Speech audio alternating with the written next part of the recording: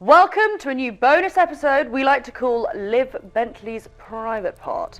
This is still the podcast where nothing is off limits, but this time it's just me, myself, and I, and everything and anything I want to discuss with you. Right, today's episode is filled with horror stories from the cold case files of the dating world. They are a mystery that cannot be solved, and these are terrifying tales from the victims themselves. Tales of the ghosted. So be warned, all of you singletons, these ghosters live amongst us. They look like you and me, and you never know when you may meet one until it's too late and you've been fucking ghosted. It's time we taught these cunts a lesson. These victims have all asked to remain anonymous for their own privacy. So let's get started.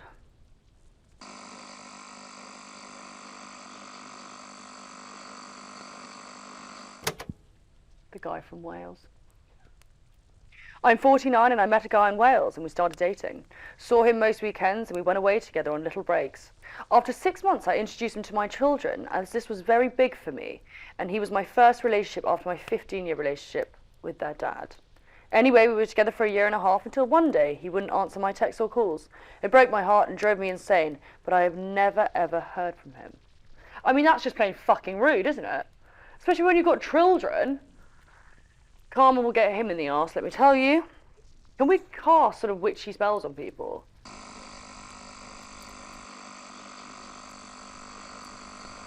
Victim number 2. The girl with 3 boyfriends. I was seeing this girl for 6 months, but we'd been talking for about a year, and we had hooked up a few times. We got really close, and she asked me to move in with her, so I thought everything was going really well. Oh my god, this is a female ghosting. One day I woke up and everything had been deleted and blocked on everything except my mobile number. No replies to any of my texts. After a couple of days I had a message request from a guy on Facebook. I opened it and you wouldn't believe what it said. It turns out she had 3 boyfriends. The guy messaging me was her boyfriend of 4 years, who was about to propose to her, and there was another guy up north. She would tell each of us she was visiting friends or family when visiting the other. The maddest part is he forgave her and they're still together. That's fucking savage. But is it awful if I think, fair play? Only because it's sort of like, I mean, you don't hear of girls ghosting that often, do you? Blokes are just bellends.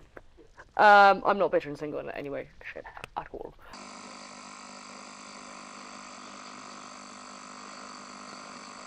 The guy with the tattoo. I was seeing a guy in the army and we were together 24/7. We fell for each other and he had initials tattooed on his wrist. He told me they were his nan's initials. For the record, I fucking hate when people say nan, it's granny. Fast forward a month, after texting and hanging out all the time, he stops texting me. A few weeks later, his WhatsApp profile picture changes to him and an ex-girlfriend. Turns out they were together the whole time and it was her initials on his wrist. They are due to get married any day now. I mean, that's just savage. What a lie as well. That's also a bit twisted. I never know if you're tempting fate with that kind of thing. Well, it's a shame, but they'll probably be unhappily married very soon. Because he'll be off fucking around with someone else. I'd love to know how many excuses he's used for those tattoos. Anyone with suspect-looking numbers, which I also actually think is really weird getting numbers tattooed at nobody. I understand their sort of sentimental reasons, but borderline looks like a bank account. Anyone with tattoos on their wrist, be warned.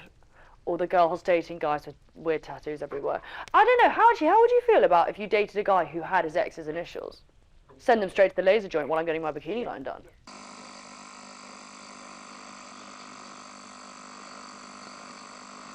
The guy on Valentine's Day. I was dating this guy for a few months, and we'd been on a few really good dates, and it was leading up to Valentine's Day. I'm really into my cooking, so he bought me a Mary Berry cookery book, which I thought was so thoughtful, and I also bought him an Arsenal mug because he loves them. We had a really lovely evening, good chats, good food.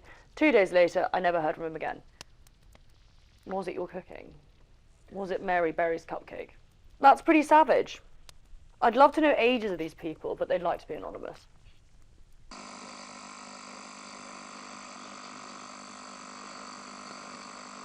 The guy on Facebook. I met a guy at a birthday party and we hit it off straight away and had a kiss at the end of the night. We then texted and had phone calls and planned a cinema date for that weekend. We spoke every day up until the Friday when he went silent. By Saturday evening I still hadn't heard, so I messaged him asking if we're still meeting. Nothing. The next day I then saw he had been tagged in a Facebook post at a wedding with a girl with comments like, finally, and hooray from people. A few weeks later, he went official with her. I never got an explanation. Savage. P.S. They split up a few months later and he started reaching out to me again. I didn't go there, but I did sleep with his friend as payback. Fucking brilliant, and you have to do it. I think that actually is one of the only ways. Yeah, but can I just say something? This is actually to all girls. They all come crawling back. Let me fucking tell you. Give it a couple months. Once you're over it, they can almost, it's like they can smell it.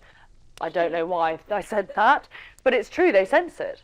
Would I reach out to the girl if I knew I'd hooked up with someone's boyfriend? Nah, fuck it, I don't have time for that kind of thing. You need energy to get involved in other people's bollocks. No, I'd just leave it. She'll figure it out one day herself. Unless it's a friend of yours. Yeah. If it was a girlfriend, I'd tell them, but no.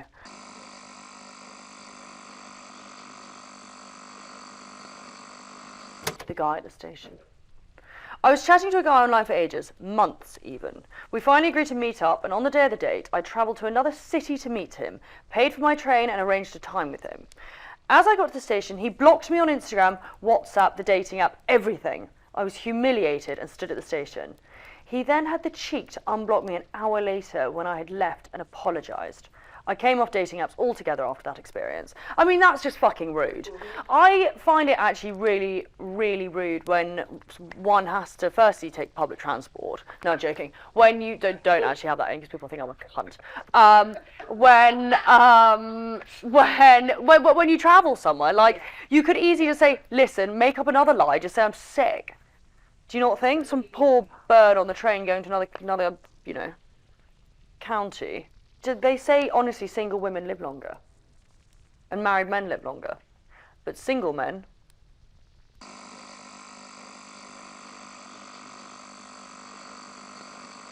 The guy at Thorpe Park.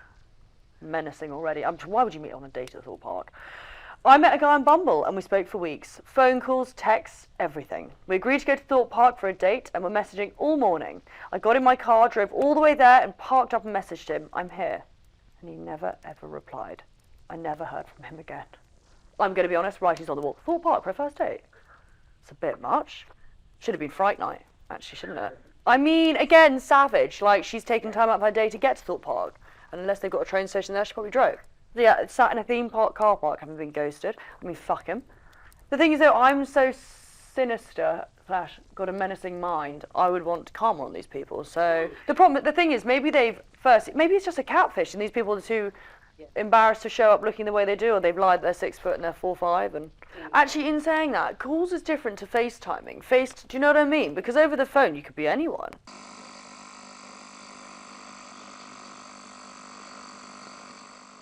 The guy moving house. I'm pretty sure it's the worst ghost of all time. We were official and we'd been together for a few months, going really well. He even asked me to consider moving in with him and talked of marriage, which made me so excited. I thought I'd finally found the one. I spent the whole day helping him move into this new house, went home with plans for him to meet my dad, and the next day, that's when he dropped off the face of the earth, never to be seen again. He could be in one of those true crime documentaries like Missing Bodies or something.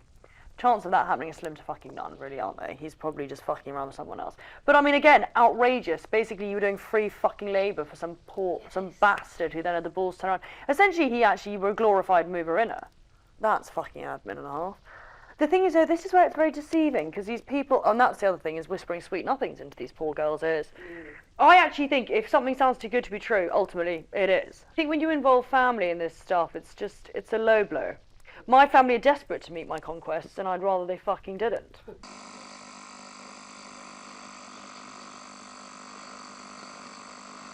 The guy in Rome. 5 years ago, I was working on a 2-year contract in Italy. During my second week, I met this guy, and we instantly connected. We ended up moving in together, and everything was great. Fast forward 6 months, before the end of my contract, we'd been dating for almost 2 years, and I'd met his family, and he'd met mine. And I told him I had to go back home. We talked things through and decided I was going to try and stay on. So I looked for a job and got one after 5 months. Because I'm not from Europe, I had to get everything sorted in my home country before permanently moving. We set a date for 3 months from then for me to move with him and officially get married. I quit my job, got my visa sorted, and left family and friends. All this time we spoke every day. The day I landed in Rome, he didn't reply to any of my texts. I got to our apartment, and I kid you not, all his stuff was gone. He just disappeared and I never heard from him again. Fuck me up the arse, that's savage. But do people not feel guilt? Like, can you imagine moving your entire life to another country and then getting there and no one's there? I mean, it's an awful thing to say, but you really hope someone had died. Yeah. Like, that is really scary. If I was her, I'd never date again. No. You need, like, therapists who specialise in ghosting. Do any of you ghosters have any guilt? Are you slightly psychotic? Actually, maybe it is a tendency of being a psychopath. Lack feeling. Yeah. On the spectrum. I'm pretty much on the spectrum, to be honest, but I wouldn't tell someone to move countries and then fuck off. Even be a pussy and make up some lie, but to actually go... Do you know what I mean?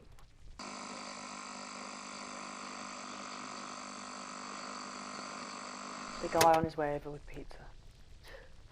A friend of mine had the weirdest ghosting experience. She was dating this guy she met online for 2 or 3 months. All going okay, nothing too serious. But they were spending most nights and weekends together.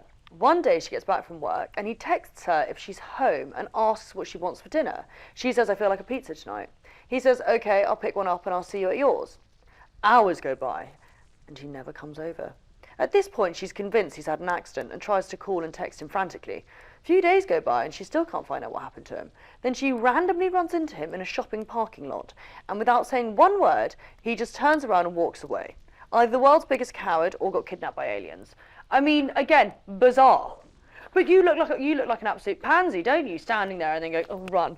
Like, how awkward. That's the other thing as well. Do people not feel slightly embarrassed? Like, it's just rude. What, you've literally gone from wanting a pizza with someone to changing your mind.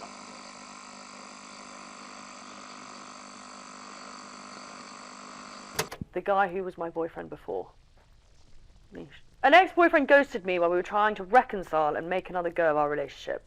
My dad was very ill and having life-changing surgery. I hate stories that have already started like this because she's obviously in a shit place. My dad was very ill and having life-changing surgery, and I asked my boyfriend to call me on that day for support. He never called, and I never heard from him again. It was the most savage experience of my life. I mean, that actually is fucking brutal. But then again, that's a bit psychotic, isn't it? Yeah. If someone's family member or you're sort of... I mean, actually is worse it's an ex-boyfriend, because it means at one point he obviously did really care about her. And then to know he would have known the family. There's one word for it. Cunt.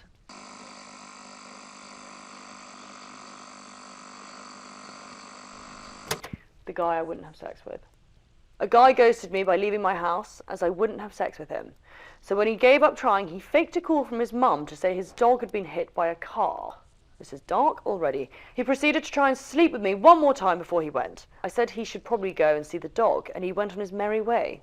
Glad I was ghosted, and I did happen to spy him a couple of weeks later in town, getting with a girl outside a club. The only reason I liked him in the first place was because I liked his surname. Fair enough, to be honest. But you know what it is? It's interesting that they are, and it's not to shame men, but men obviously, I think it's because they lack fucking balls, to be honest. Just at least make up a lie that's not sort of outrageously elaborate, like the dog's been hit. Also, aren't you tempting fate with that kind of chat?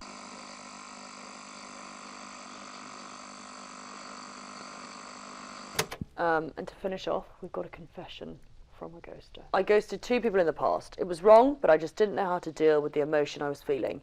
The ick kicked in, and I had to get away fast without having the confrontation.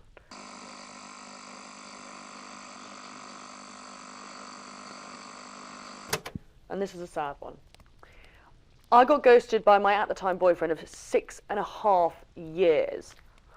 I think we had a minor disagreement, not sure what about, but I had absolute silence for possibly 4 months until he randomly popped up one day like nothing happened. Safe to say the relationship ended swiftly after he decided to reappear. Sadly now, if I get silence from my husband, I think it's going to happen again, which is ridiculous because he's literally just at work and obviously we live together a lot. Just shows how it can actually impact someone so much. I mean, I'll be honest, 6.5 years is fucking spineless to behave that way. Listen, I think the problem is, and it is kind of remarkable that people over the age of 24 are ghosting. When you're young, who gives a shit? Like, you're an idiot. And no one gives a crap. When you're over that age and you... I mean, even in your 30s, it's more offensive. The older you get, the more offensive it becomes. Only because you just look fucking pathetic, I think, to be honest. My advice it's really hard then, because then I could understand perfectly well why you'd almost not want to get back in the dating scene because of behaviour like this. And you hear stories of people being together for 6 years and the cunts have ghosted you. Like, it's pretty fucking dark. Yeah, and actually, in saying that, by the way, if you do get ghosted by someone, that says a lot about them. And to be honest, do you want to be with someone who behaves like that? Can you imagine if a child was in that situation, as in if you had a baby with them? Like, that's what I always think. Why would you want to be with someone who's like that anyway? Because it says so much more about them than it does about you. So don't think it's you. We'd like to hear from the perpetrators themselves. I'd like you to come on the podcast. I'll probably try and shame you. No, I'm joking. I'm not going to do any of that. But in all seriousness, anyone who does continue to ghost, can you just explain why and like what the reason is? I get it's fucking awkward basically saying to someone, I'm not into you. But you kind of got to be cruel to be kind with these situations, because it's a lot kinder saying to someone straight up, this isn't for me, than stringing them along, getting them to move fucking countries and getting a visa. Do you know how hard that is? Yeah. And then parting them. I think that's actually really outrageous. That's almost, you should get fined for that. I'd find them myself. The ghosting fine can be knocking on people's doors. You've behaved like a twat. Yeah. You should actually get blocked off apps if you ghost people. I actually think dating apps should introduce that. Rate your date, and like a bit like if you've bombed in the back of an Uber, if you've ghosted, you're getting a minus point against your app. If you've got any more dilemmas, or if you are a fatal ghoster yourself, just confess.